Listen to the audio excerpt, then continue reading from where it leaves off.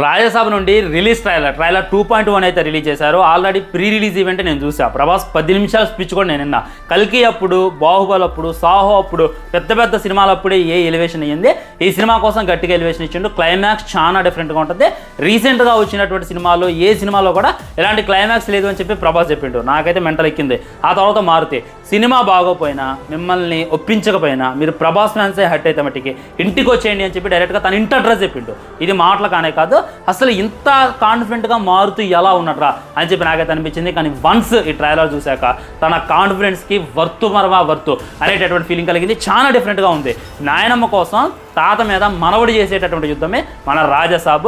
ఇప్పటిదాకా మనం double action అనుకున్నాం. ఫస్ట్ చూసుకున్నట్లయితే రాజసాబ్ మనం నార్మల్గా కనపడేటటువంటి ఒక పిల్లడు, ఆ తర్వాత వాళ్ళ తాత క్యారెక్టర్ సిగర్ దాగైతే ఏందిరా మీ బాధ అంటారు కదా, ఈ 2 క్యారెక్టర్ అనుకుని 3వ క్యారెక్టర్ని కూడా ఇందులో అయితే రివీల్ చేశారు.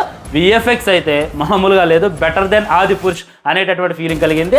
ఈ రేంజ్లో మారుతి వస్తారు అని చెప్పి నేనైతే ఎక్స్పెక్ట్ చేయలేదు భయ్య. నిజంగా ఆ విజువల్స్ అయినా, ఆ గ్రాఫిక్స్ అయినా, ఆ థియరీ అంతా కూడా ఇక బిగ్ స్క్రీన్ మీద చూస్తుంటే ఆ ఎక్స్పీరియన్స్ ఎలా ఉంటుంది అనేటటువంటిది ఊహించుకుంటేనే నాకైతే ఆగట్లేదు అనమాట. ఆల్రెడీ ఫుల్ వీడియో చేశా, కింద కనపడుతున్న లింక్ క్లిక్ చేయండి. దాంట్లో రియాక్షన్ కూడా చేశా, ఎక్స్పీరియన్స్ కూడా దాంట్లో ఫుల్ డీటెయిల్గా తెలియజేశా.